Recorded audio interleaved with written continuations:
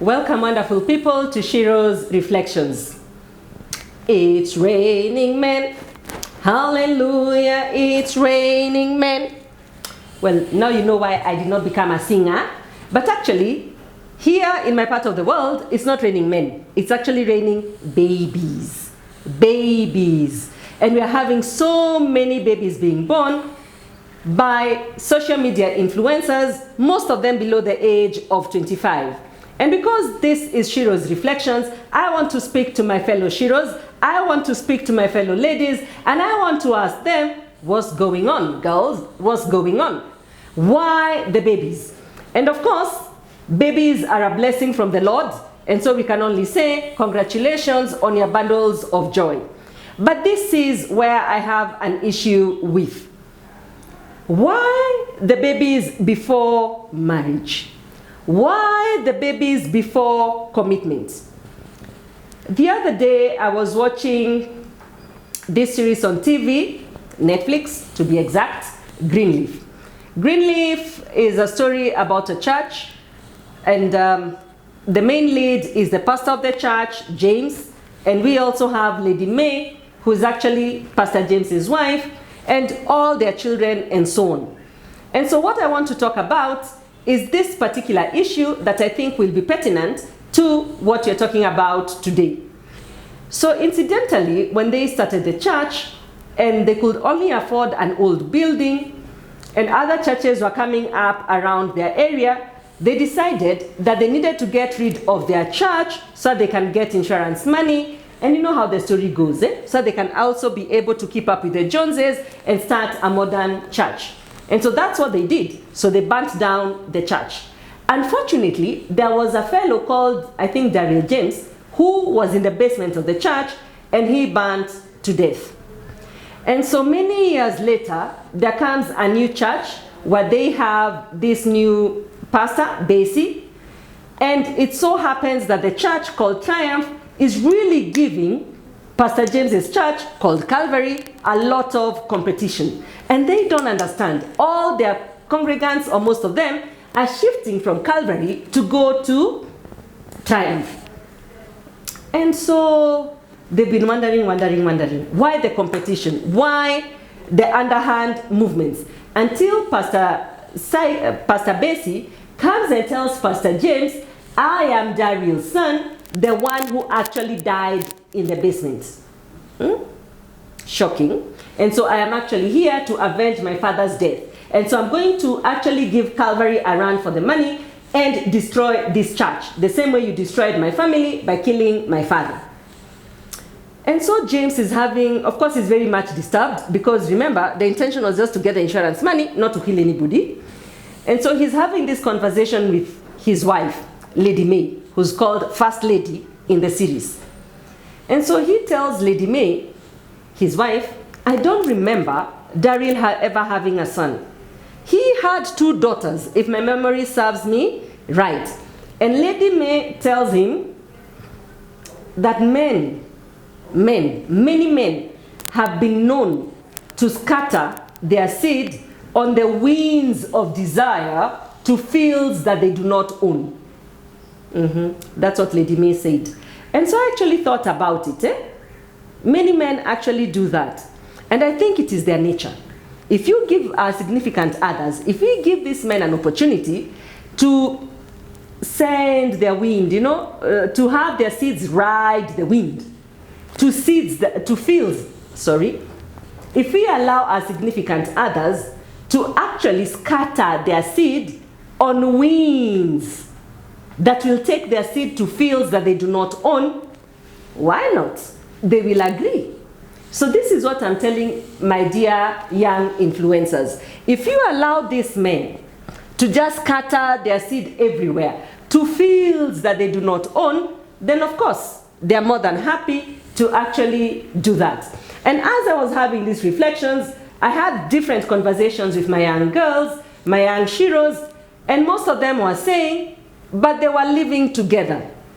Not living together is not a commitment. The other day, there was a story about this social media couple. When they broke up, the gentleman repossessed his car. threw the lady out of the house in which they were living together.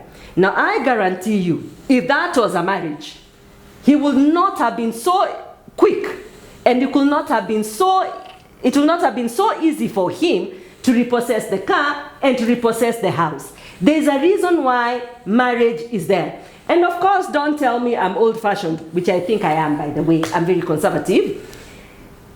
All cultures, black, white, green, Hispanic, all cultures across the world, they said that the best place to have children is in a committed relationship, which we call marriage in English.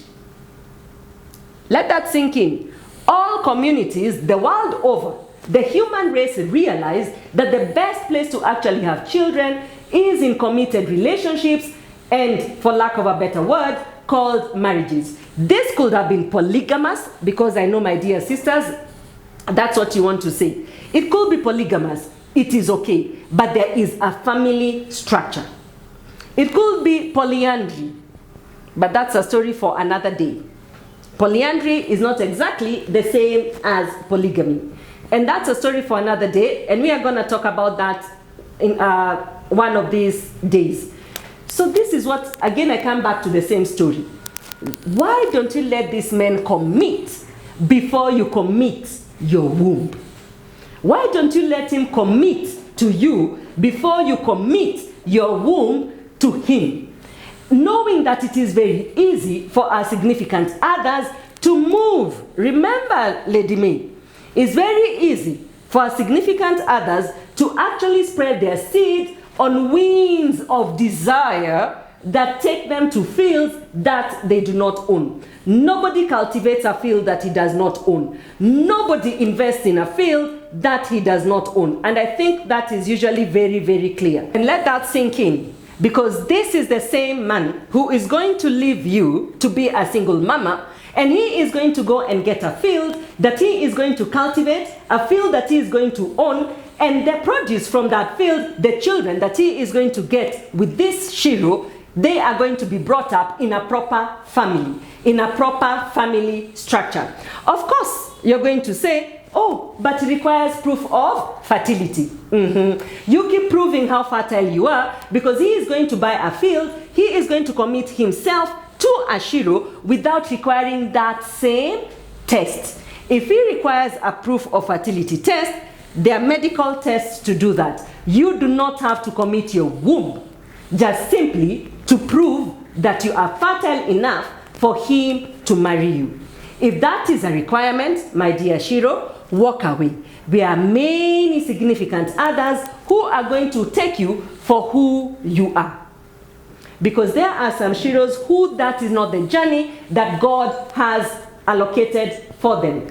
And yes, they still get married, and they live happily ever after with or without the children. So please get me right. What I am saying is that let a man commit to you. If children come, it is a blessing from God. What I am against is this idea of having our young girls, our young Shiros below 25 years of age, committing their wombs, getting children with men who have not married them. Men who have made them wives in each and every respect other than legally, other than what is culturally accepted. Why, Shiro? Why, Shiro, do you want to actually give a man husband privileges when he is only a boyfriend? We usually say that wanawake ni standards, wanaume ni effort. Please, put your standards. If you are a boyfriend, you are a boyfriend. If you are a husband, you are a husband. Those are two different ranks, and the privileges that you get are totally different. A boyfriend is a boyfriend, a husband is a husband. Do not live with a man until he marries you. And I'm not necessarily saying a church wedding or a religious ceremony. We have different cultures, and those cultures, there is a way that they actually interpret and accept a union between a man and a woman. Let us not let our significant others go scot-free. Let them commit before you commit your womb. I will end up with this analogy. Forgive me, it may not be very polite, but I'll end with it. Somebody told me this story. And I found it, and I actually read about it again on the internet. And he told me that many of our significant others, many men, actually operate like a lorry for transport. You know, when you are building a house and you need to buy building stones, you get a transport supplier, you buy your stones, get a transporter, he brings the stones to your site. When he drops those stones to your site, the lorry goes on to look for other business for itself, to build other houses. Now you are left with the stones, and you are the one who's going to use the stones to build your house. Dear Shiros, I know this may not be politically correct, but before you open your womb, at a tender age, below 25, please let him commit. And our dear Shiros, those of us who are older, please let's tell our younger Shiros the truth. That indeed, life as a single mama is not very easy. It is possible, it is doable, but it is not very easy. If possible, we would rather share this burden, two of us, mother and father. And because you're still young, because you still have your whole life ahead of you, in fact, they say that the highest value as a woman in terms of marriage and even your sexual value is highest in your 20s. Please don't throw that away. By letting men come to you, you commit your womb, and yet they are not committing to you. It's bye for now, Shiros. Let's take care of ourselves and let's get our children in the proper structure that society has designed for us. Bye.